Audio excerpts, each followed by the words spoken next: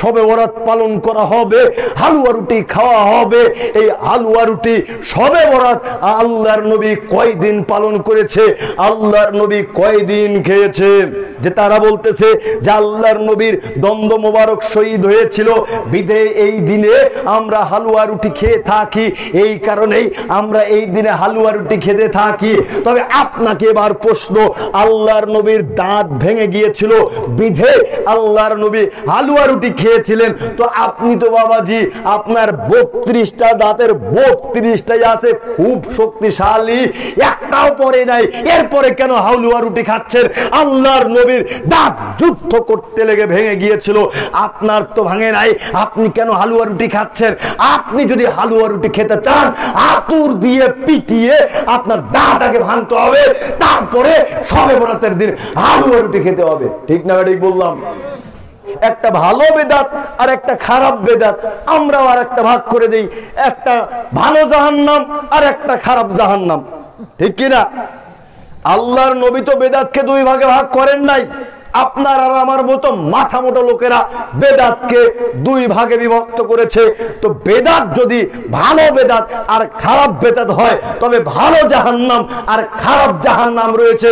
কারণ অত্র হাদিসে বলা হয়নি ভালো বেদাতকারীরা জাহান্নামে যাবে না, খারাপ বেদাতকারীরা জাহান্নামে যাবে, বরং আল্লাহর নবী বলেছেন কুল্লু বিদআতিন যালালা ওয়া কুল্লু যালালাতিন ফিন্নার। প্রত্যেকটা বেদাতের স্থান হচ্ছে জাহান্নাম, হোক ভালো বেদাত হোক খারাপ বেদাত, যারা বেদাতের সাথে সম্পৃক্ত থাকবে এরা জাহান্নামের খড়ি হওয়া ছাড়া এদের আর কোনো উপায় থাকবে না, উপায় থাকবে না। জোরে সরে বলুন ঠিক না ঠিক? এবার আপনাকে আমি কয়েকটা প্রশ্ন ছুড়ে দিচ্ছি। আপনি যে কয়েকদিন পূর্বে শবে মেরাজ পালন করলেন, এই শবে মেরাজ আল্লাহর নবী কয়দিন পালন করেছে? আপনি যে কয়েকদিন পরে শবে বরাত পালন করবেন, এই শবে বরাত আল্লাহর নবী কয়দিন পালন করেছে? এখনো মেলার মধ্যে অনেক মানুষ অবস্থান করতেছেন, যদিও উচিত এই সমস্ত মেলাকে মাহফিলের সাথে অ্যালাউড না করা। প্রথমত মেলাকে অ্যালাউড করে মাহফিলে সিটে মানুষই বেশি আসে, সিটে বুঝতে পারেন না, মাহফিলের সাথে যাদের সম্পর্ক নেই আসে, একটু ঘোরাফেরা করে, বিড়ি সিগারেট খায়, চা খায়, আবার বাড়ির দিকে চলে যায়। ঠিক না ঠিক বললাম? আসার সময় অনেকগুলো মানুষজনকে সেখানে দেখলাম। আমার মনে হয় যতটুকু সামিয়ানা করেছেন সে মানুষগুলো আসলে জায়গা হবে না। আল্লাহ সুবহানাহু ওয়া তাআলা তাদেরকে সঠিক বুঝদান করো, তো অতি দ্রুত রহমানিয়া সামিয়ানার নিচে এসে বসে যাওয়ার তৌফিক এনায়েত করুক, আল্লাহুম্মা আমিন। যেখানে কোরআন এবং সহিহ হাদিসের কথা চলে, এই জায়গা পরিত্যাগ করে যারা এখনো মেলার মধ্যে অবস্থান করে বা আলোচনার দিকে অমনোযোগী, আলোচনা শ্রবণ করে না, এদের ব্যাপারে আমি একটা কথা বলি, এরা হচ্ছে মরা মানুষের মতনই। এই মাহফিল সম্পর্কে আমাকে প্রায় 1.5 থেকে 2 মাস পূর্বে বলা হয়েছে যে মোহাম্মদ আলী, আমাদের মাহফিলে ডেট হয়েছে, অমুক দিন ডেটটা ফাঁকা রাখিও। এরপরে বিজ্ঞাপন করা হয়েছে অনেকদিন পূর্বে, মাইকিং করা হয়েছে কিনা জানি না, মাইকিংও করা হয়েছে। কবরস্থান কেন্দ্রিক মাহফিল, তাই না? কবরস্থানে গিয়ে যদি 5টা 10টা মাইক লাগিয়ে মাইকিং করা হয়, বাহাদুরপাড়া নদীর উত্তর পার নতুন কবরস্থানে বিরাট ইসলামী জালসা 23শে ফেব্রুয়ারি, কবরে যারা শোয়াইতো আছো তোমাদেরকে দাওয়াত দিলাম, মাহফিলে আসবে, আলোচনা শুনবে, 4টা খাওয়া দাওয়া করে এসে আবার কবরে শুয়ে পড়বে। কেউ কি শুনবে? শুনবে?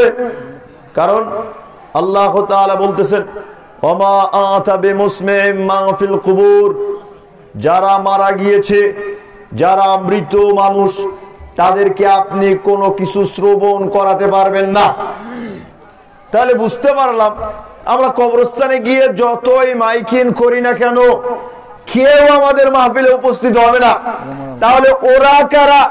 10 দিন পূর্ব থেকে মাইকিং যদি করা হয়, বিজ্ঞাপন যদি ছাপানো হয়, তাদেরকে বারবার আহ্বান করা হয়, আসো কোরআন এবং সহিহ হাদিসের আলোচনা শুনো, এরপরেও যদি না আসে তাহলে আরো ব্যর্থ কণ্ঠে বলতে চাই, এরা জীবিত আর মরা মানুষ উভয় সমান। জোরে সোরে বলুন ঠিক না ঠিক? এর লজ্জ বেহার পরিচয় না দিয়ে উদাত্ত আহ্বান জানাচ্ছি, অতি দ্রুত এসে রাহমানিয়া সামিয়ানার নিচে এসে বসে যাওয়ার চেষ্টা করুন। আল্লাহ তাআলা বলছেন, ওয়াল্লাযীনা কাফারু আ'মালাহুম কাসারাবিন বিকিয়াতি ইয়াহসাবুহু যামআনু মাআ। যারা কুফরি করে তাদের আমল মরুভূমির মরীচিকার মতন। পিপাসিত ব্যক্তি যাকে পানি মনে করে, এখানে অধিকাংশ মানুষই কৃষক, তাই না? কৃষক মানুষ যখন চৈত্র মাসে খাকাপোড়া রোদের মধ্যে মাঠে অবস্থান করে, দূরের দিকে তাকালে মনে হয় ধিধি করছে, পানি বা আগুন প্রজ্বলিত হয়ে আছে, দেখতে এরকমটা লাগে না? আল্লাহ তাআলা তাদের কথা বলছেন, যারা কুফরি করে তাদের আমল সমূহ মরুভূমির মরীচিকার মতন। পিপাসিত ব্যক্তি যাকে পানি মনে করে নিকটে যায়, নিকটে যাওয়ার পরে বুঝতে পারে প্রকৃতপক্ষে সেটা কিছুই না। যতই মরীচিকার পিছনে ছোটেন না কেন, আপনি সেখানে গিয়ে প্রকৃতপক্ষে কিছুই পাবেন না। তো কুফরি যুক্ত আমল করলে আপনি প্রকৃতপক্ষে কোনো কিছুই পাবেন না, আপনার আমলটা স্বচ্ছ হতে হবে। অন্যত্রে আল্লাহ তাআলা বলছেন, কুল হাল নুনাব্বিউকুম বিল আকসারিনা আ'মালা। আমি কি তাদের কথা বলবো না যারা আমলের সর্বাধিক ক্ষতিগ্রস্ত? আল্লাযীনা যাল্লা সা'য়ুহুম ফিল হায়াতিদ দুনিয়া। যাদের পৃথিবীর বুকের যত আমল রয়েছে সমস্ত আমলই নষ্ট হয়ে যায়। ওয়াহুম ইয়াহসাবুন আন্নাহুম ইউহসিনুনা সুনআ। যদিও তারা মনে করে তারা সৎ আমল করছে। তাহলে আল্লাহ তাআলা বললেন, আমল করে তারা সর্বাধিক ক্ষতিগ্রস্ত পৃথিবীর বুকে, কিন্তু তারা মনে করতেছে তারা সৎ আমল করছে। প্রকৃতপক্ষে সেই আমল সৎ নয়, প্রকৃতপক্ষে সেই আমলের কারণেই তারা ক্ষতিগ্রস্ত। সূরা গাশিয়ার দিকে লক্ষ্য করলে দেখা যায় আল্লাহ তাআলা বলছেন, আমিলাতুন নাসিবা। আমল করতে করতে যারা ক্লান্ত, তাসলা নারুন হামিয়া, তাদেরকে আমি জ্বলন্ত উত্তপ্ত আগুনের মধ্যে নিক্ষেপ করব। কি বুঝলেন এই আয়াতের কথা? আল্লাহ তাআলা আমলকারীদের কথা বলতেছেন, যারা আমলকারী রয়েছে এদের কথা বলতেছেন। আমল যারা প্রতিনিয়ত করে এদেরকে আমি জ্বলন্ত উত্তপ্ত আগুনের মধ্যে নিক্ষেপ করব। তুসকা মিন আইনিন আরিয়া লাইসা লাহুম তুআমুন ইল্লা মিন যরি লা ইসমিনু ওয়া লা ইগনি মিন জু। অনেকগুলো কথা রয়েছে, যারা আমল করতে করতে ক্লান্ত তাদেরকে জ্বলন্ত উত্তপ্ত আগুনের মধ্যে নিক্ষেপ করব। টকবক করে ফুটতে থাকা ফুটন্ত গরম পানি তাদেরকে পান করতে দেব। কাঁটাযুক্ত ঘাস ব্যতীত তাদেরকে কোনো খাদ্য খেতে দেওয়া হবে না, যেই খাদ্য খেয়ে তারা শক্তিশালী হতে পারবে না, আবার তাদের ক্ষুধাও নিবারণ হবে না, শুধুমাত্র তাদের আমল ভুয়া হওয়ার কারণে। আমল আল্লাহর নবীর পদ্ধতিতে না হওয়ার কারণে, ওই আমলের কারণেই ব্যক্তি ক্ষতিগ্রস্ত হবে। এই কারণে আমল করতে হলে যাচাই বাছাই করতে হবে, আমল যেন কোন ব্যক্তির পদ্ধতিতে না হয়, আল্লাহর নবীর পদ্ধতি ব্যতীত। সহিহ বুখারী 15 নম্বর হাদিসের দিকে লক্ষ্য করলে দেখা যায়, আনাস রাদিয়াল্লাহু তাআলা আনহু বলছেন, রাসূল সাল্লাল্লাহু আলাইহি ওয়াসাল্লাম বলেছেন, লা ইউমিনু আহাদুকুম হাত্তা আকুনা আহাব্বা ইলাইহি মিন ওয়ালিদিহি ওয়া ওয়ালাদিহি ওয়ান নাসি আজমাইন।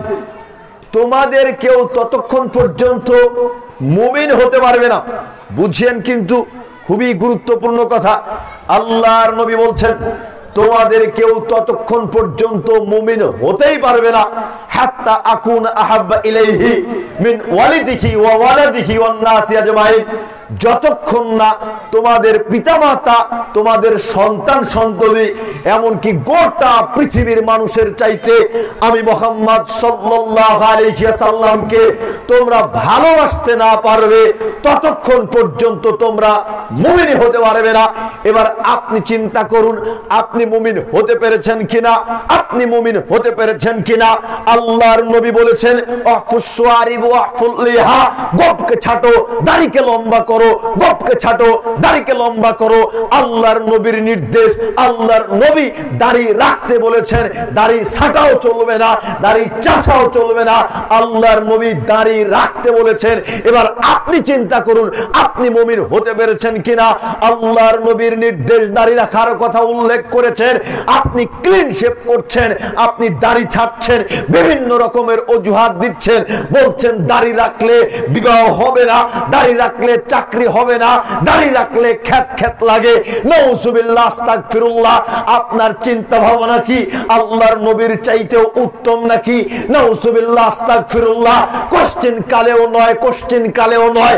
আপনি কি বোঝাতে চাচ্ছেন? এই পৃথিবীর প্রতিবন্ধকতায়, এই পৃথিবীর প্রতিবন্ধকতায় আপনার দাড়ি রাখতে বাধা দিচ্ছে, বোঝা যাচ্ছে আপনি পৃথিবীকে মূল্যায়ন করছেন আল্লাহর নবীর চাইতেও বেশি। যদি আল্লাহর নবীকে আপনি গোটা পৃথিবীর মানুষের চাইতে বেশি মূল্যায়ন করতেন, তবে আপনার মুখে দাড়ি থাকতো, আপনার মুখে দাড়ি থাকতো। আপনি স্পষ্ট এটাই যে আল্লাহর নবীকে পুরোপুরি মূল্যায়ন করতে পারেন নাই। আমরা যদি জিজ্ঞেস করি, আমরা যদি বলি কে কে নবী মুহাম্মদ সাল্লাল্লাহু আলাইহি ওয়াসাল্লামের জন্য জীবন দিতে প্রস্তুত আছি, সকলেই এক বাক্যে দুই হাত উত্তোলন করে আমরা স্বীকৃতি দিব, জি হ্যাঁ, আমরা নবী মুহাম্মদ সাল্লাল্লাহু আলাইহি ওয়াসাল্লামের জন্য জীবন দিতে প্রস্তুত আছি।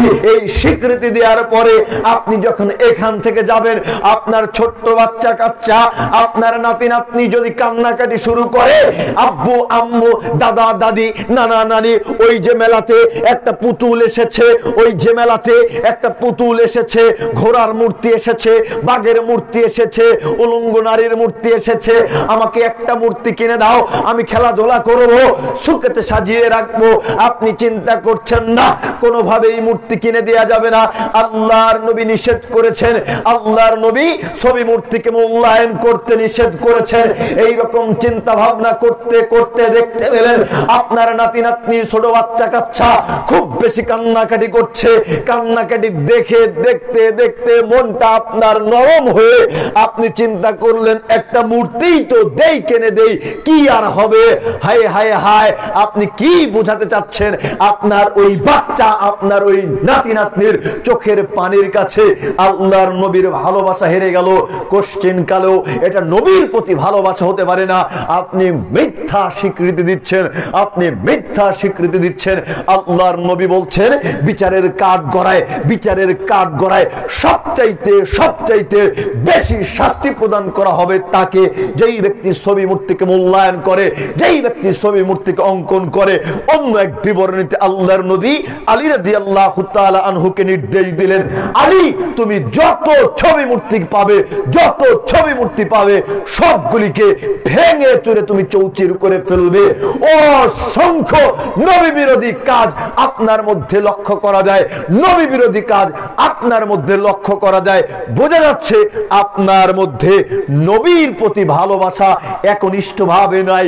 আপনার সন্তান সন্ততি, পিতামাতা এবং গোটা পৃথিবীর মানুষের চাইতে আপনি নবী মুহাম্মদ সাল্লাল্লাহু আলাইহি ওয়াসাল্লামকে ভালোবাসতে পারেন নাই। জোরে সরে বলুন ঠিক না ঠিক? স্বীকৃতি দেয়া দুষ্কর, জবাবে কারণে এই নিচু, আমরা জবাব দিতে চাচ্ছি না। হায় হায় হায়, প্রত্যেকটা মানুষের মধ্যেই পাপাচারিতায় লিপ্ত। যেই বা দুই একজন আমল করি, আমরা যাচাই বাছাই ব্যতীতই আমল করি। কি আমল করলাম, কোন পদ্ধতিতে করলাম, কে আমল নিয়ে আসলো, আমরা যাচাই বাছাই না করে চট করে আমল করে বসি, চট করে আমল করে বসি।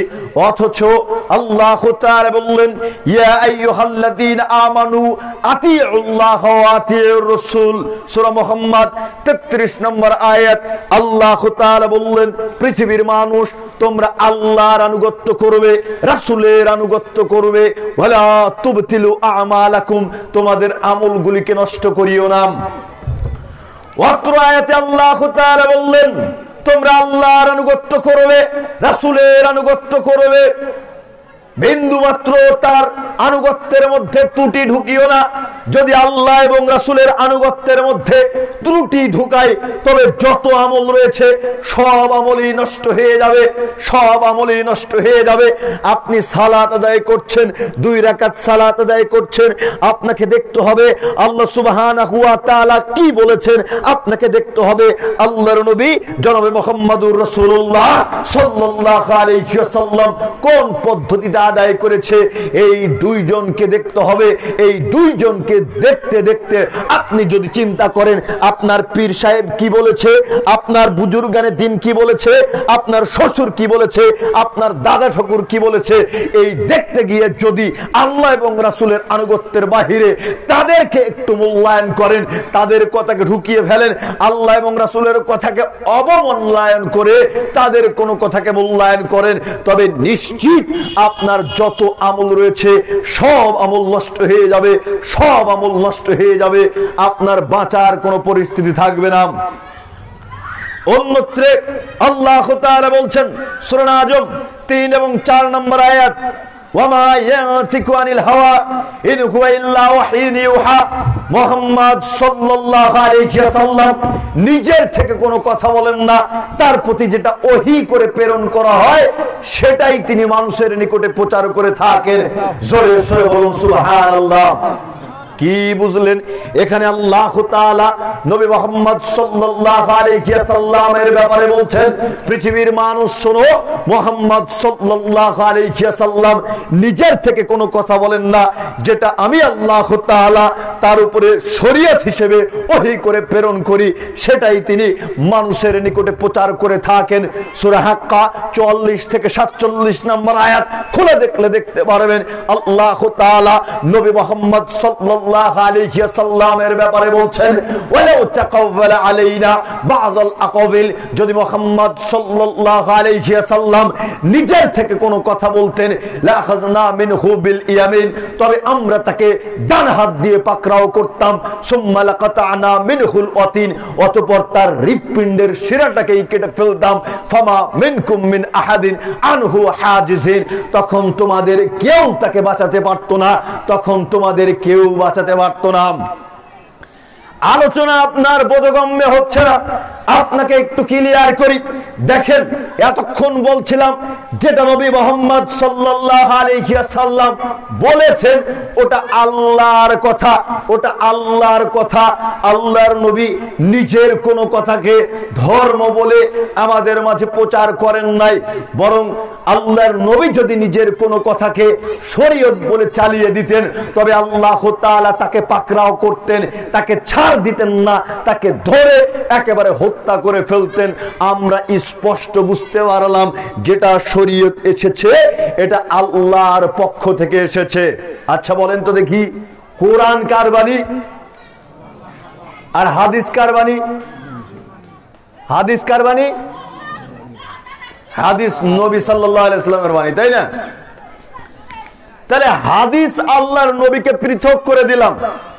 আমরা কিছুক্ষণ পূর্বে একটা আয়াত উল্লেখ করেছি সূরা নাজম 3 এবং 4, সূরা হাক্কা 44 থেকে 47 নম্বর আয়াত, 6টা আয়াত উল্লেখ করলাম। এক জায়গাতে আল্লাহ তাআলা বলতেছেন মুহাম্মদ সাল্লাল্লাহু আলাইহি ওয়াসাল্লাম নিজের থেকে কোনো কথা বলেন না, যেটা আমি প্রেরণ করি সেটাই তিনি মানুষের নিকটে প্রচার করে। আর অন্য আয়াতে দেখলাম আল্লাহ তাআলা বলতেছেন যদি মুহাম্মদ সাল্লাল্লাহু আলাইহি ওয়াসাল্লাম নিজের কোনো কথাকে প্রচার করতেন তবে আমরা তাকে ধরে ফেলতাম, তাকে হত্যা করে ফেলতাম, তোমরা কেউ তাকে বাঁচাতে পারতে না। এরপরেও আপনারা কেমন করে বলেন যে হাদিস আল্লাহর নবীর বাণী? কোরআনও যেমন আল্লাহর বাণী, হাদিসও তেমন আল্লাহর বাণী। হাদিসও আল্লাহর পক্ষ থেকে এসেছে, কোরআনটাও আল্লাহর পক্ষ থেকে এসেছে। মৌলানারাই বলে কতক কতক মৌলবী এই কথা বলে থাকে। তারাকতু ফীকুম আমরাইন লা তাদিল্লু মা তামাসসাকতুম বিহিমা কিতাবাল্লাহি ওয়া সুন্নাত রাসূলি। আল্লাহর নবী বললেন, আমি তোমাদের মাঝে দুটি বস্তুকে ছেড়ে যাচ্ছি, যতদিন পর্যন্ত তোমরা এই দুটি বস্তুকে আঁকড়ে ধরে থাকবে ততদিন পর্যন্ত তোমরা পথভ্রষ্ট হবে না। একটা হচ্ছে আল্লাহর কিতাব, আর দুই রাসূলের সুন্নাত। বেটায় বলতেছে এরপরে আল্লাহর নবীর সুন্নাত মানার কথা আছে, কিন্তু হাদিস মানার কথা বলা নাই, হাদিস মানার কথা বলাই নাই। বেকুব কথাকার, হাদিস যদি না মানা যায় কোশ্চেন কালেও সুন্নাত মানা সম্ভব নয়, হাদিস মেনেই সুন্নাত মানতে হবে। যারা মূলত এই যুক্তি দাঁড় করিয়েছে, যারা মূলত এই যুক্তি দাঁড় করিয়েছে, এরা মুনকিরিনে হাদিস, হাদিস অস্বীকারী ছাড়া আর কিছুই নয়, কিছুই নয়। আমরা স্পষ্ট কোরআনের আয়াত দ্বারা বুঝতে পারলাম হাদিসটাও আল্লাহর পক্ষ থেকে এসেছে, কোরআনটাও আল্লাহর পক্ষ থেকে এসেছে। সুতরাং যেই ব্যক্তি কোরআন পরিত্যাগ করবে, একটা আয়াতকে অস্বীকার করবে, আমরা তাকে যেমন বলবো তার মধ্যে বিন্দুমাত্র ঈমান নেই, ঠিক তেমনি ভাবে একটা হাদিসকে কেউ যদি অস্বীকার করে বুঝে নিতে হবে এই ব্যক্তি হচ্ছে হাদিস অস্বীকারী। আর হাদিস অস্বীকারীর সাথে ধর্মের, মুসলমানের, ইসলামের বিন্দুমাত্র সম্পর্ক নাই, সম্পর্ক নাই। জোরে সরে বলুন ঠিক না ঠিক? সূরা আনআম 153 নম্বর আয়াত খুলে দেখলে দেখতে পারবেন আল্লাহ তাআলা বলছেন, ওয়া আন্না হাযা সিরাতি মুস্তাকিমান ফাত্তাবিউহু, এটাই আমার সরল পথ, সুতরাং তোমরা এরই অনুসরণ করো। ওয়ালা তাত্তাবিউস সুবুলা ফাতাফাররাকু বিকুম আন সাবিলি, ভিন্ন কোন পথ অনুসরণ করিও না। যদি তোমরা ভিন্ন পথ অনুসরণ করো তবে তোমরা সরল সঠিক পথ থেকে বিচ্যুত হয়ে পড়বে। কি বুঝলেন?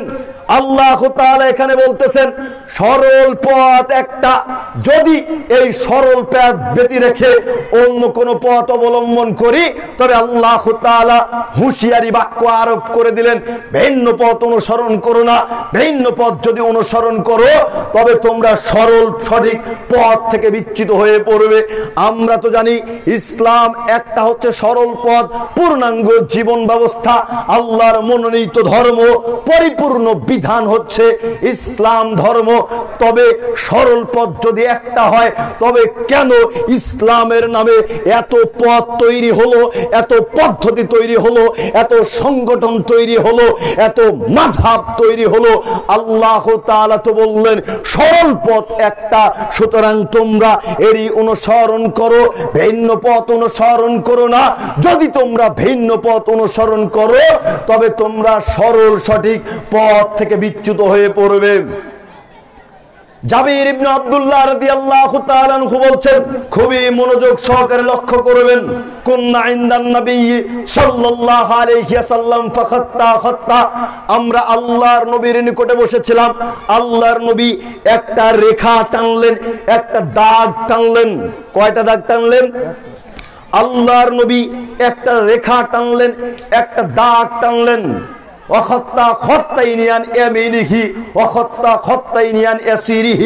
অতঃপর এই সরল রেখা, ডান দিকে দুইটা রেখা টানলেন, বাম দিকে দুইটা রেখা টানলেন। কয়টা রেখা টানলেন? চারটা রেখা টানলেন। ডান দিকে দুইটা, বাম দিকে দুইটা, চারটা রেখা টানলেন। প্রথমে কিন্তু আল্লাহর নবী একটা রেখা টেনেছিলেন। আমরা ধর্ম পেয়েছি একটা, ইসলাম। আর এই ইসলামকে সর্বপ্রথমে চার ভাগে বিভক্ত করেছি। হানাফি, শাফি, মালিকি, হাম্বলি, এই চার ভাগে বিভক্ত করেছি। এরপরে দল, এরপরে উপদল, এরপরে পাড়ায় পাড়ায় বিভিন্ন জায়গায় বিভিন্ন ভাবে সংগঠন তৈরি করেছি, মাযহাব তৈরি করেছি, পথ তৈরি করেছি, পদ্ধতি তৈরি করেছি।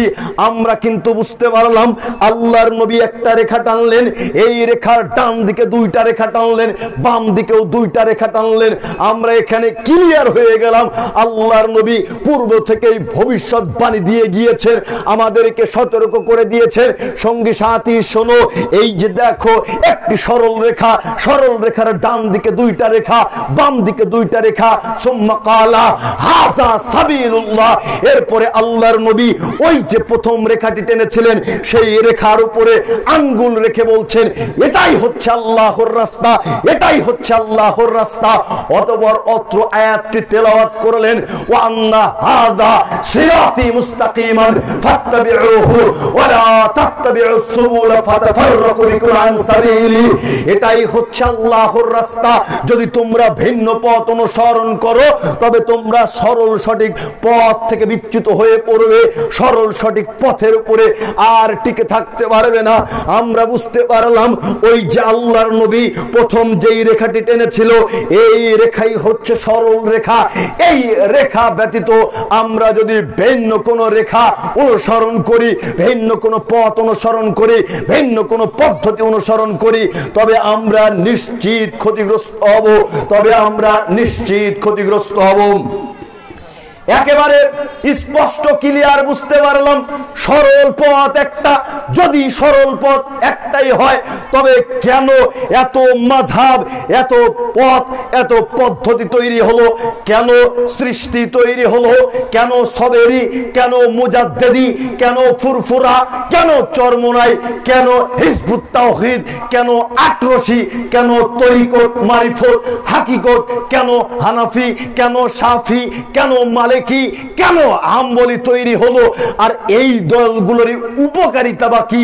এই দলগুলোর কাজ কি?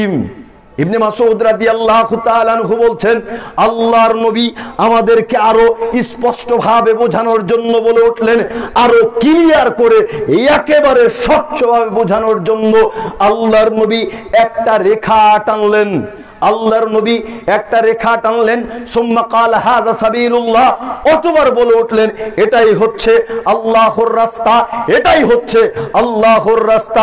সুম্মা খাত্তা খুতুতা আন ইয়ামিনিহি ওয়া আন শিমালিহি, অতবার সরল রেখার ডান দিকে কয়েকটা রেখা টানলেন, বাম দিকে কয়েকটা রেখা টানলেন। এবারে কিন্তু বললেন না কয়টা রেখা টানলেন, আল্লাহর নবী একটা রেখা টানলেন। ওই রেখাকে লক্ষ্য করে সাহাবীদেরকে বললেন এটাই হচ্ছে আল্লাহর রাস্তা। এরপরে ডান দিকে রেখা টানলেন, বাম দিকেও রেখা টানলেন, অসংখ্য রেখা টানলেন। মনে করেন চিশতি, সবেরি, মুজাদ্দেদি, কাদেরি, তরিকত, মারিফত, হাকিকত, চরমোনাই, ফুলতলি, আটরশি, অসংখ্য পথ পদ্ধতি, অসংখ্য মাযহাবের বিবরণ আল্লাহর নবী দিলেন। ডান দিকে অনেকগুলো, বাম দিকে অনেকগুলো। তবে এই রাস্তাগুলোর কাজ কি? এই রাস্তাগুলোর কাজ কি? এই মাযহাবগুলোর, এই পদ্ধতিগুলোর কাজ কি? আল্লাহর নবী এবারে বলছেন সঙ্গী সাথী শোনো, আলা কুল্লি সাবিলিন, এই সবগুলোই পথ, সবগুলোই পদ্ধতি, সবগুলোই মাযহাব মিনহা শাইতানুন, তবে প্রত্যেকটা মাযহাবের মধ্যে, প্রত্যেকটা মাযহাবের মধ্যে শয়তান ওয়াক পেতে বসে রয়েছে। মিনহা শাইতানুন, শয়তান ওয়াক পেতে বসে রয়েছে। ইয়াদউ ইলাইহা, তারা নিজেরা নিজেদের দিকে আহ্বান করে, নিজেরা নিজেদের দিকে আহ্বান করে।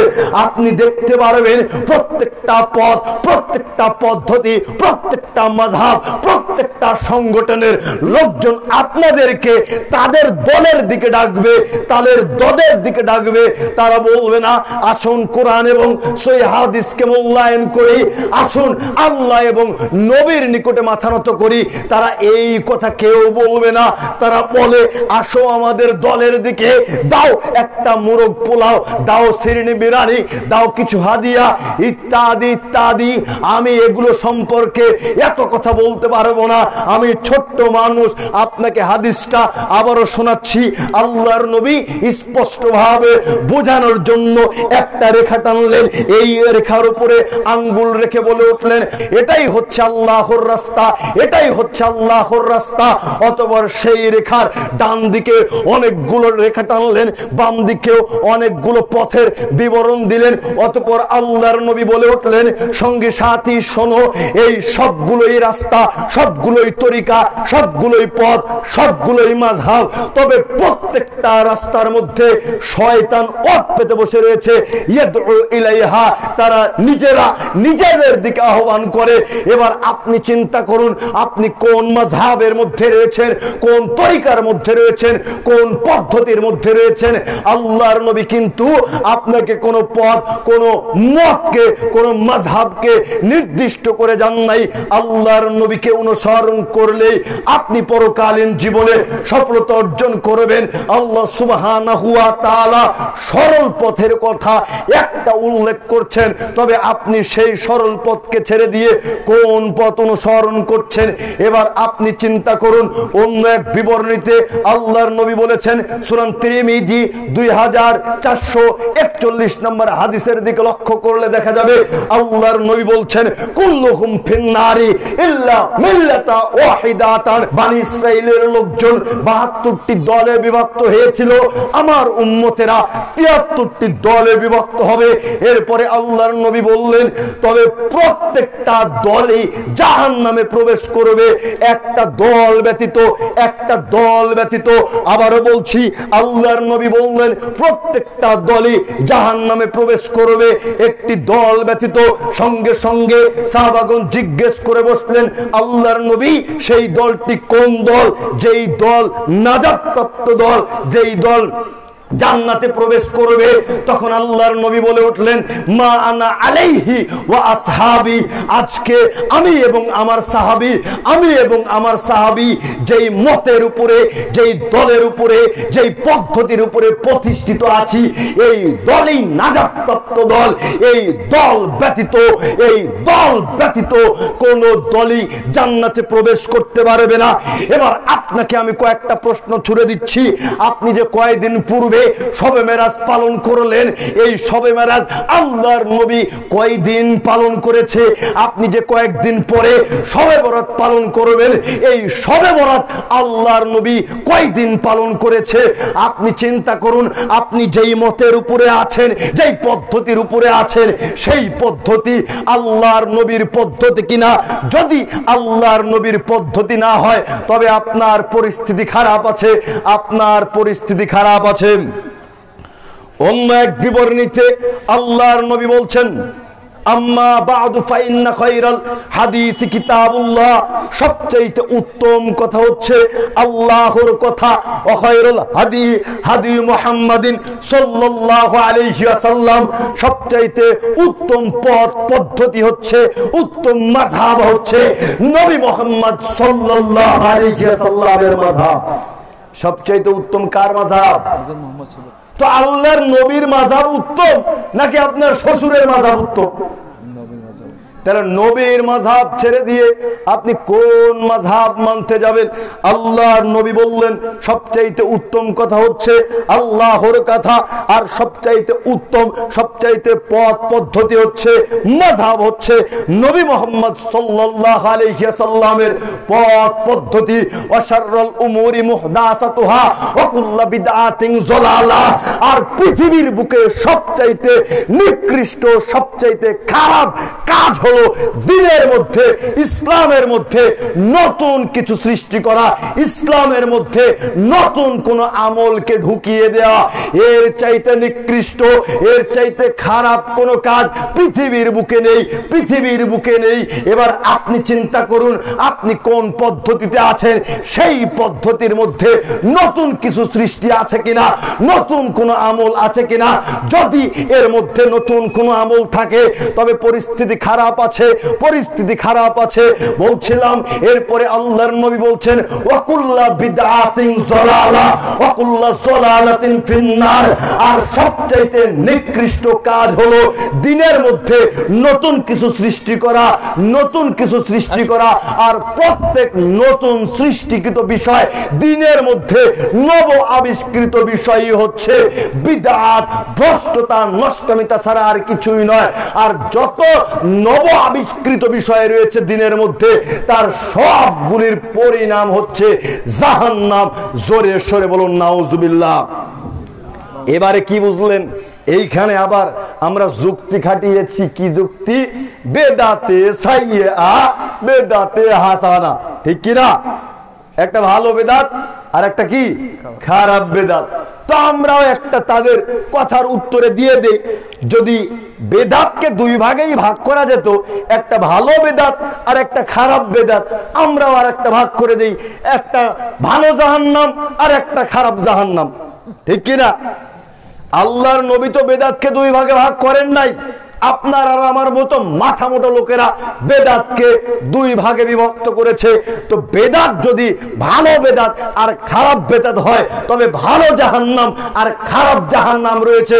কারণ অত্র হাদিসে বলা হয়নি ভালো বেদাতকারীরা জাহান্নামে যাবে না, খারাপ বেদাতকারীরা জাহান্নামে যাবে, বরং আল্লাহর নবী বলেছেন কুল্লু বিদআতিন যালালা ওয়া কুল্লু যালালাতিন ফিন্নার। প্রত্যেকটা বেদাতের স্থান হচ্ছে জাহান্নাম। হোক ভালো বেদাত হোক খারাপ বেদাত, যারা বেদাতের সাথে সম্পৃক্ত থাকবে এরা জাহান্নামের খড়ি হওয়া ছাড়া এদের আর কোনো উপায় থাকবে না, উপায় থাকবে না। জোরে সরে বলুন ঠিক না বেঠিক? অন্য এক বিবরণীতে আল্লাহর নবী বলছেন ইন্নী ফুরাতুকুম আলাল হাউদি, আমি তোমাদের চাইতেও পূর্বে হাউজে কাউসারের নিকট উপস্থিত হব। মান মাররা আলাইয়া শারিবা, যেই ব্যক্তি আমার নিকটে আসবে সেই ব্যক্তিকে আমি হাউজে কাউসারের পানি পান করাবো। ওমান শারিবা লাম ইয়াদমা আবাদা, আর যে ব্যক্তি একবার হাউজে কাউসারের পানি পান করবে ওই ব্যক্তি জিন্দেগিতেও আর কোনোদিন পিপাসিত হবে না। জোরে সরে বলুন সুবহানাল্লাহ।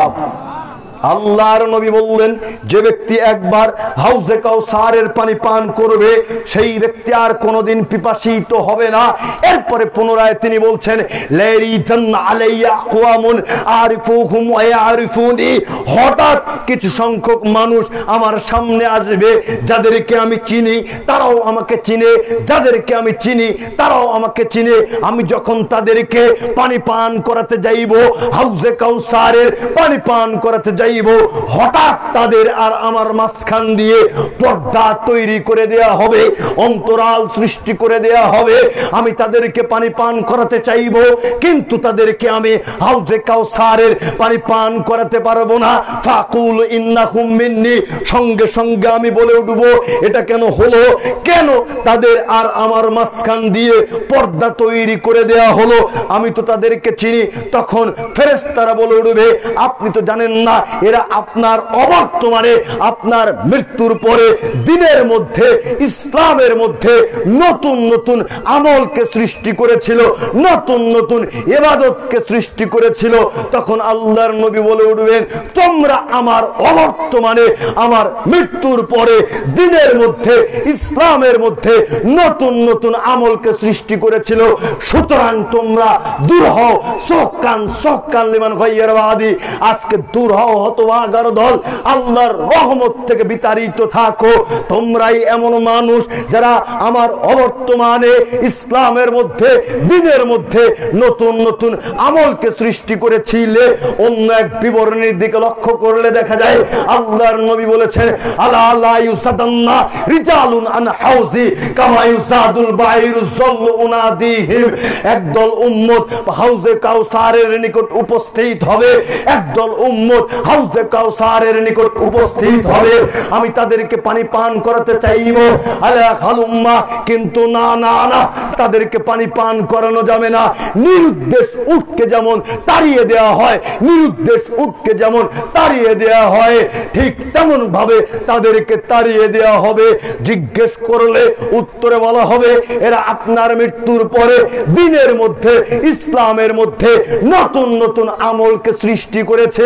আপনি চিন্তা করুন, আপনার বাড়িতে পোষা বিলাই পোষা কুকুর যখন আপনাকে জ্বালাতন করে, কোন মুরগির বাচ্চা কোন হাঁসের বাচ্চা অথবা খাবার নষ্ট করে, খাবারে মুখ দেয়, তখন আপনি চিন্তা করেন না না না এই প্রাণীকে আর পালা সম্ভব নয়, একে বেঁধে দূরে কোথাও রেখে দিয়ে আসতে হবে যাতে করে সে আর বাড়িতে পুনরায় ফিরে আসতে না পারে। ঠিক তেমন ভাবে একবার চিন্তা করুন, আল্লাহর নবী বলছেন নিরুদ্দেশ উটকে যেমন তাড়িয়ে দেওয়া হয়, যারা আমার অবর্তমানে মৃত্যুর পরে ইসলামের মধ্যে ফিতনা ঢুকিয়ে দিয়েছিল তাদেরকে সেই দিন তাড়িয়ে দেওয়া হবে। আপনি চিন্তা করুন আপনার পরিস্থিতি কি। আপনি যদি নতুন আমলকারী হয়ে থাকেন তবে আপনার পরিস্থিতি খুব কঠিন আছে, খুব জঘন্য আছে। অন্য এক বিবরণীতে আয়েশা রাদিয়াল্লাহু তাআলা আনহা বলছেন, রাসূল সাল্লাল্লাহু আলাইহি ওয়াসাল্লাম বলেছেন, মান আহদাসা ফি আমরিনা হাযা মা লাইসা মিনহু ফাহুয়া রাদ্দুন।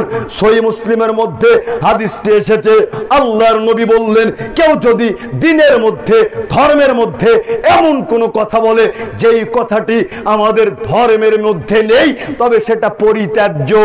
কি বুঝলেন? দ্বীনের মধ্যে, ধর্মের মধ্যে, শরীয়তের মধ্যে আগে থেকেই থাকতে হবে। যদি না থাকে তবে সেটা পরিত্যাজ্য। সেটা যতই ভালো হোক না কেন তাতে যায় আসে না। শরীয়ত ধর্মের ব্যাপারে হুজুর যদি কোনো কথা বলে তবে এটা 2024-এ এসে নতুন কথা হওয়া চলবে না, বরং 1400 বছর পূর্বের কথাটি পুনরাবৃত্তি করতে হবে। যদি দেখেন হুজুর নতুন কথা বলেছে ধর্মের নামে, তবে সেটা একেবারেই পরিত্যাজ্য, একেবারেই অগ্রহণযোগ্য। অন্য বিবরণীতে আল্লাহর নবী বলছেন, মান আমিলা আমালান লাইসা আলাইহি আমরুনা ফাহুয়া রাদ্দুন। কেউ যদি এমন কোন আমল করে যেই আমলের মধ্যে আমি মুহাম্মদ সাল্লাল্লাহু আলাইহি ওয়াসাল্লামের পদ্ধতি নেই, তবে সেই আমল পরিত্যাজ্য, সেই আমল অগ্রহণযোগ্য, সেই আমল কোনোভাবেই গ্রহণ করা সম্ভব নয়, সেই আমল কোনোভাবেই গ্রহণ করা সম্ভব নয়। আমরা বুঝতে পারলাম আল্লাহর নবীর থেকে যেই আমল নেই, এমন কোন আমল যদি আমরা করে থাকি, তবে সেই আমল পরিত্যাজ্য, অগ্রহণযোগ্য। সেই আমল আমার আপনার কোনো উপকার করতে পারবে না, বরং ওই আমল আমার আপনার ক্ষতি করবে। যেটা পূর্বেই বলে এসেছি। আরো একটা কথা বলছি, এই তো কয়েকদিন পরে শবে বরাত পালন করা হবে, হালুয়া রুটি খাওয়া হবে। এই হালুয়া রুটি শবে বরাত আল্লাহর নবী কয়দিন পালন করেছে? আল্লাহর নবী কয়দিন খেয়েছে? উত্তর আসবে না, আল্লাহর নবী কোনদিন শবে বরাত পালন করেন নাই। উত্তর আসবে না, আল্লাহর নবী কোনদিন হালুয়া রুটি খায় নাই। এরপরে বেদাতীদের পক্ষ থেকে একটা জোরালো দলিল আসবে, সেটা হচ্ছে কি? নিসফি মিন শাবান। অত্র হাদিসটি তারা বলবে নাসিরউদ্দিন আলবানী রাহিমাহুল্লাহ সহিহ বলেছেন। কথায় আছে, ঠেলার নাম বাবাজি। একেবারে বছরের 364টা দিন নাসিরউদ্দিন আলবানী রাহিমাহুল্লাহকে বিভিন্নভাবে গালিগালাজ করতেছে, বিভিন্নভাবে অপমানিত করছে, বলছে এরা ইহুদিদের দালাল, নাউজুবিল্লাহ, আস্তাগফিরুল্লাহ। কিন্তু এই দিনে এসে এরা একেবারে নাসিরউদ্দিন আলবানী রাহিমাহুল্লাহকে আকাবির বলে, পীর বলে মেনে নিয়েছে। এরা এই শবে বরাতকে কেন্দ্র করে নাসিরউদ্দিন আলবানী রাহিমাহুল্লাহকে একেবারে আকাবির বলে মনে নিয়েছে। আবার বলতেছে নিসফি মিন শাবান। অত্র হাদিসটি নাসিরউদ্দিন আলবানী রাহিমাহুল্লাহ হাসান বলেছেন। সুতরাং শবে বরাত চলবে। ওরে বেকুব, ওরে মূর্খ, ওই হাদিসের মধ্যে কি এমন কোন কথা আছে যে শবে বরাত কেন্দ্রিক কোন আমল করতে হবে? এমন কোন কথা নেই, বরং কথা আছে কি? এই রাত্রিতে, শাবান মাসের অর্ধ রজনীতে কোন ব্যক্তি যদি হিংসা মুক্ত থাকে, কোন ব্যক্তি যদি শিরক মুক্ত থাকে, তবে ওই ব্যক্তির জীবনের যত অপরাধ রয়েছে আল্লাহ তাআলা মোচন করে দিবেন। সুবহানাল্লাহ, আলহামদুলিল্লাহ। আমরা বুঝতে পারলাম হিংসা মুক্ত থাকলে, শিরক মুক্ত থাকলে আল্লাহ তাআলা ক্ষমা করে দিবেন। তো তাদের কথা অনুযায়ী আল্লাহ সুবহানাহু ওয়া তাআলা শুধুমাত্র একদিন ক্ষমা করেন, আর বাকি 364 দিন আল্লাহ তাআলা কোনো ব্যক্তিকে ক্ষমা করেন না। নাউজুবিল্লাহ বলবেন না? অন্য হাদিসের দিকে লক্ষ্য করলে দেখা যায়, দেখেন আল্লাহর নবী বলছেন ইয়ানজিলু রাব্বুনা তাবারাকা তাআলা কুল্লু লাইলাতিন ইলাস সামাঈদ দুনিয়া হিনা ইয়াবকা সুলুসুল লাইলিল আখিরা। আল্লাহর নবী বললেন আমাদের প্রতিপালক প্রত্যেকটা রাতে শেষ তৃতীয়াংশে পৃথিবীর আকাশে নেমে আসেন, অতঃপর বলতে থাকেন ইয়াকুলু মান ইয়াদউনি ফাস্তাজিবা লাহু, কে আছো আমাকে ডাকো আমি তার ডাকে সাড়া দিব। মান ইয়াসআলুনি ফাউতিয়াহু, কে আছো আমার নিকটে কিছু চাও, যে যা চাইবে আমি তাকে তাই প্রদান করব। মান ইস্তাগফিরুনি ফাগফির লাহু, কে আছো আমার নিকটে ক্ষমা চাও, আমি আল্লাহ তাআলার নিকটে যেই ব্যক্তি ক্ষমা চাইবে তোমরা যতটুক না ক্ষমা চাইতে দেরি করবে আমি আল্লাহ তাআলা তোমাকে ক্ষমা করতে ততটুকু দেরি করব না। তোমরা কেউ যদি আমার নিকটে ক্ষমা প্রার্থনা করো তবে আমি আল্লাহ তাআলা তোমার জীবনের যত অপরাধ রয়েছে সমস্ত অপরাধকেই মোচন করে দিব। জোরে সরে বলুন সুবহানাল্লাহ। তাহলে বেনিফিট কোন হাদিসের মধ্যে বেশি, একদিন না 365 দিনের হাদিসের মধ্যে? 365টা দিনই আল্লাহ তাআলা সমানভাবে ক্ষমা করবেন। বরং এই 365 দিনের 364 দিনকে ব্যতি রেখে একদিনকে প্রাধান্য দেয়া আর আল্লাহ সুবহানাহু ওয়া তাআলার মর্যাদাকে ক্ষুণ্ণ করার শামিল ছাড়া আর কিছুই নয়। অন্য বিবরণের দিকে লক্ষ্য করলে দেখা যায় আল্লাহর নবী বলছেন হাদিসে কুদসি, আল্লাহ তাআলা বলছেন ইয়া ইবাদি, হে আমার বান্দারা, তোমরা যারা দিনের বেলার পাপী রয়েছো, ব্যতিব্যস্ততার কারণে দিনের বেলাতে ক্ষমা চাইতে পারো না, তোমরা রাত্রি বেলাতে আমার নিকটে ক্ষমা চাও, আমি আল্লাহ তাআলা তোমাদের যত অপরাধ রয়েছে সমস্ত অপরাধকেই ক্ষমা করে দিব। এরপরে আল্লাহ তাআলা বলছেন আর যারা রাতের বেলার অপরাধী রয়েছো, রাতের বেলার পাপী রয়েছো, রাতের ব্যতিব্যস্ততায় পাপ করতে করতে তোমরা আমার নিকটে ক্ষমা চাইতে পারো না, তোমরা তোমাদের ভুলকে স্বীকার করতে পারো না, তোমরা দিনের বেলাতে আমার নিকটে প্রার্থনা করো, আমার নিকটে ক্ষমা চাও, আমি আল্লাহ তাআলা তোমাদের জীবনের যত অপরাধ রয়েছে সমস্ত অপরাধকেই ক্ষমা করে দিব। জোরে সরে বলুন সুবহানাল্লাহ। তাহলে এই হাদিসের মধ্যে বুঝতে পারলাম আল্লাহ সুবহানাহু ওয়া তাআলা প্রত্যেকটা দিন, প্রত্যেকটা রাত, বরং প্রত্যেকটা সময় আল্লাহ তাআলা ক্ষমা করে দেন, আল্লাহ তাআলা মোচন করে দেন। সুতরাং আপনি যেই আমল করছেন, যেই শবে বরাত পালন করতেছেন, আপনার বিবেচনায় নিয়ে আসা দরকার আল্লাহর নবী কোনোদিন করেছেন কিনা, আল্লাহর নবী করতে বলেছেন কিনা। যদি না করে থাকে আপনি যদি সেটা করে থাকেন আপনার পরিস্থিতি খারাপ আছে। এই দিনকে কেন্দ্র করে কি করে, সন্ধ্যার পরে এশার পরে একেবারে গাঙের মধ্যে চুপ দিয়ে গোসল করে আর ফজিলত বর্ণনা করে।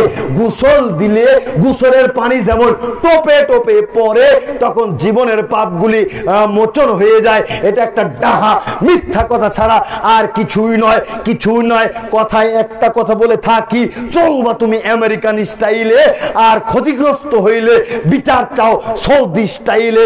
যেমন আমেরিকান স্টাইলে চলে, ক্ষতিগ্রস্ত হলে বিচার সৌদির স্টাইলে পাওয়া সম্ভব নয়। সারা বছর সালাত পরিত্যাগ করে একদিন সালাত আদায় করলে কোশ্চেন কালেও আল্লাহ তাআলার নিকটে ক্ষমা পাওয়া সম্ভব নয়। যদি জিজ্ঞেস করি ভাই সাহেব এই দিনে হালুয়া রুটি খান কি কারণে, তখন উত্তর আসে কি যে এই দিনে আল্লাহর নবীর দ্বন্দ্ব মোবারক শহীদ হয়েছে, দাঁত ভেঙে গিয়েছে, এই কারণে হালুয়া আর রুটি খাই। ওরে বেকুল, রোলারের আটা যদি সিদ্ধ না করে রুটি বানানো যায়, বৃদ্ধ কোনো মানুষকে খাইতে দিলে বলবে কে রে রাবার দিয়েছিস না রুটি খেতে দিয়েছিস, ঠিক কিনা? বুঝতে পারলাম যে তারা বলতেছে যে আল্লাহর নবীর দ্বন্দ্ব মোবারক শহীদ হয়েছিল বিধে এই দিনে আমরা হালুয়া রুটি খেয়ে থাকি, এই কারণেই আমরা এই দিনে হালুয়া রুটি খেতে থাকি। তবে আপনাকে এবার প্রশ্ন, আল্লাহর নবীর দাঁত ভেঙে গিয়েছিল বিধে আল্লাহর নবী হালুয়া রুটি খেয়েছিলেন, তো আপনি তো বাবাজি আপনার 32টা দাঁতের 32টাই আছে, খুব শক্তিশালী, একটাও পরে নাই, এরপরে কেন হালুয়া রুটি খাচ্ছেন? আল্লাহর নবীর দাঁত যুদ্ধ করতে লেগে ভেঙে গিয়েছিল, আপনার তো ভাঙে নাই, আপনি কেন হালুয়া রুটি খাচ্ছেন? আপনি যদি হালুয়া রুটি খেতে চান, আতুর দিয়ে পিটিয়ে আপনার দাঁত আগে ভাঙতে হবে, তারপরে শবে বরাতের দিন হালুয়া রুটি খেতে হবে। ঠিক না ঠিক বললাম? সম্মানিত উপস্থিতি, এগুলো ভণ্ডামি করা ছাড়া আর কিছুই নয়, আর কিছুই নয়। আমরা যখন বলতে যাই তখন অনেকেই আমাদের উপরে ক্ষিপ্ত হন, কিন্তু পরিস্থিতি কত জঘন্য আমরা কোনোদিন বোঝার চেষ্টা করিনি। আল্লাহর নবী বলছেন, কুল্লু উম্মাতি ইয়াদখুলুনাল জান্নাহ ইল্লা মান আবা, আমার প্রত্যেকটা উম্মতি জান্নাতে প্রবেশ করবে, আমার প্রত্যেকটা উম্মতি জান্নাতে প্রবেশ করবে, শুধু মাত্র তারা ব্যতীত যারা জান্নাতে প্রবেশ করতে চায় না, যারা জান্নাতে প্রবেশ করতে চায় না তারা ব্যতীত প্রত্যেকটা মানুষ জান্নাতে প্রবেশ করবে। সঙ্গে সঙ্গে সাহাবাগণ জিজ্ঞেস করে বসলেন, আল্লাহর নবী কে এমন মূর্খ, অমান ইয়াবা, যেই ব্যক্তি জান্নাতে প্রবেশ করতে চায় না, যেই ব্যক্তি জান্নাতে যেতে অবাধ্য। তখন আল্লাহর নবী বলে উঠলেন, মান আতাআনি দাখালাল জান্নাহ, যেই ব্যক্তি আমার আনুগত্য করবে এই ব্যক্তি জান্নাতে প্রবেশ করবে। যেই ব্যক্তি নবী মুহাম্মদ সাল্লাল্লাহু আলাইহি ওয়াসাল্লামের আনুগত্য করবে সেই ব্যক্তি জান্নাতে প্রবেশ করবে। ওমান আসানি ফাকাদ আবা, আর যেই ব্যক্তি নবী মুহাম্মদ সাল্লাল্লাহু আলাইহি ওয়াসাল্লামের আনুগত্য করলো না ওই ব্যক্তি অবাধ্য, ওই ব্যক্তি প্রকৃতপক্ষে জান্নাতে যেতে চায় না, জান্নাতে প্রবেশ করতে চায় না। হাসান ইবনে আতিয়া থেকে বর্ণিত, মুবতাদা কওমুন বিদআতান ফি দীনিহিম ইল্লা নাযাল্লাহু মিন সুন্নাতিহিম মিসলাহা, যখন কোন সম্প্রদায়ের মাঝে বিদআত সৃষ্টি হয় তখন আল্লাহ তাআলা ওই সম্প্রদায় থেকে সমপরিমাণ সুন্নাতকে উঠিয়ে নেন। যতটুকু বিদআত সৃষ্টি হয়েছে বুঝিয়েন, কিন্তু যেই সম্প্রদায়ে বিদআত সৃষ্টি হয় আল্লাহ তাআলা ওই সম্প্রদায় থেকে ততটুকু পরিমাণ সুন্নাতকে উঠিয়ে নেন। সুম্মা লা ইয়াইদুহা ইলাইহিম ইলা ইয়াউমিল কিয়ামাতি, অতঃপর কিয়ামত আগ পর্যন্ত সেই সুন্নাত আর তাদের মধ্যে ফিরে আসে না, তাদের মধ্যে ফিরে আসে না। তাই তো দেখি আমরা যখন বিদআতের বিরুদ্ধে সুন্নাতের পক্ষে কথা বলতে যাই, যখন কোন জায়গাতে বেদাত প্রতিষ্ঠিত হয়ে আছে বেদাতের বিরুদ্ধে কথা বলি, সুন্নাহ প্রতিষ্ঠিত করার চেষ্টা করি, তখন মানুষ আমাদেরকে বিভিন্ন ভাবে বিভিন্ন গালিগালাজ করে থাকে। গালিগালাজ করে তো করে, একেবারে পাগলা কুকুরের মতন ক্ষিপ্ত হয়ে ইট পাটকেল ঢেল নানান রকম ভাবে আমাদেরকে আক্রমণাত্মক ব্যবহার করে। প্রকৃতপক্ষে যারা বেদাতি এরা পাগলা কুকুরের মতোই ক্ষিপ্ত। আপনি বলবেন মোহাম্মদ আলী ভাই সাহেব এটা আবার কেমন কথা হয়ে গেল? আপনি হাদিস দেখলে দেখতে পারবেন, আল্লাহর নবী বলছেন, ওয়া ইন্নাহু সায়াখরুজু মিন উম্মতি আকওয়ামুন তাজারা বিহিম তিলকাল আহওয়া কামা ইয়াতাজারাল কালবু লিসাহিবিহি, আমার উম্মতদের মধ্য থেকে একদল উম্মতের আবির্ভাব ঘটবে, আমার উম্মতদের মধ্য থেকে একদল উম্মতের আবির্ভাব ঘটবে যাদের পুরা শরীরে বেদাতের কুপ্রবৃত্তি এমন ভাবে বিস্তার লাভ করবে, এমন ভাবে বিস্তার লাভ করবে, জ্বলন্তঙ্ক রোগ রোগীকে আক্রমণ করলে যেমন পুরা শরীরে বিস্তার লাভ করে, ঠিক তেমন বেদাতের কুপ্রবৃত্তি তেমন ভাবে বিস্তার লাভ করে নিবে। আপনি চিন্তা করুন, জ্বলন্তঙ্ক রোগ যখন কাউকে আক্রমণ করে, জ্বলন্তঙ্ক রোগ যখন কাউকে আক্রমণ করে তখন ওই ব্যক্তির বাঁচার পরিস্থিতি থাকে না। ঠিক তেমনি বেদাত যখন কাউকে আক্রমণ করে, যতক্ষণ পর্যন্ত ব্যক্তি বেদাতকে পরিত্যাগ না করবে ততক্ষণ পর্যন্ত বাঁচার কোনো পরিস্থিতি নেই, সুতরাং বিভিন্ন পথ বিভিন্ন মতকে পরিহার করে আল্লাহর নবী যেই পদ্ধতি দিয়েছে এই পদ্ধতির উপরে টিকে থাকার চেষ্টা করুন। এখন বলবেন মোহাম্মদ আলী ভাই সাহেব কোন দিকে যাব? সেই দিকেই তো বেশি মানুষদেরকে আমরা দেখে থাকি, তাদের দলিত ভারী, বেদাতের দলিত ভারী, সংখ্যা বিবেচনা করে কোশ্চিন কালেও হক পাওয়া সম্ভব নয়, হক মানা সম্ভব নয়। সহিহ মুসলিমের হাদিসের দিকে লক্ষ্য করলে দেখা যায় আল্লাহর নবী বলছেন, ইন্নাল ইসলাম বাদা গরিবা ওয়া সায়াউদু গরিবা কামা বাদা ওয়া হুয়া ইয়াসিরু বাইনাল মসজিদাইনি কামা তাসিরুল হাইয়াতু মিন যুহরিহা। ইসলামের সূচনা হয়েছিল সংখ্যালঘু অবস্থাতে, ইসলামের সূচনা হয়েছিল সংখ্যালঘু অবস্থাতে, আবার সংখ্যালঘু অবস্থাতে ফিরে যাবে, আবার সংখ্যালঘু অবস্থাতে ফিরে যাবে। সাপ যেমন একেবারে সংকুচিত হয়ে গর্তের মধ্যে প্রবেশ করে, সাপ যেমন একেবারে আটোসাটো হয়ে গর্তের মধ্যে প্রবেশ করে, ঠিক তেমন ইসলামটাও মক্কা মদিনার মধ্যে সীমাবদ্ধ হয়ে যাবে। মানুষ আর ইসলাম মান্য করতে চাইবে না, যেইটা ইসলাম হিসেবে মান্য করবে ওইটা আল্লাহর নবীর ইসলাম নয়, ইসলাম নয়। এই যে সংখ্যালঘু কম সংখ্যক মানুষ হয়েছেন তাতে কি হয়েছে, তাতে কোনো যায় আসে না। সংখ্যালঘু মানুষই নাজাতপ্রাপ্ত দল, সংখ্যালঘু মানুষই হকের পথে টিকে থাকা দল। এর পরের হাদিসটাই পাবেন সহিহ মুসলিমে, আল্লাহর নবী বলছেন, বাদাল ইসলাম গরিবা ওয়া সায়াউদু কামা বাদা গরিবা ফাতুবা লিল গুরাবাই। সংখ্যালঘু অবস্থাতে ইসলাম এসেছে, আবার সংখ্যালঘু অবস্থাতে ফিরে যাবে। শুভ সংবাদ তাদের জন্য, শুভ সংবাদ তাদের জন্য যারা এই সংখ্যালঘু অবস্থাতে হকের উপরে টিকে রয়েছিল, কুরআন এবং সহিহ হাদিসের উপরে টিকে ছিল। সুতরাং মন খারাপ করার কিছু নেই। যারা এই কম সংখ্যক মানুষ কুরআন এবং সহিহ হাদিস মেনে জীবন যাপন করছে, তারাই মূলত নাজাতপ্রাপ্ত দল, তারাই নাজাতপ্রাপ্ত দল। জোরে সরে বলুন সুবহানাল্লাহ।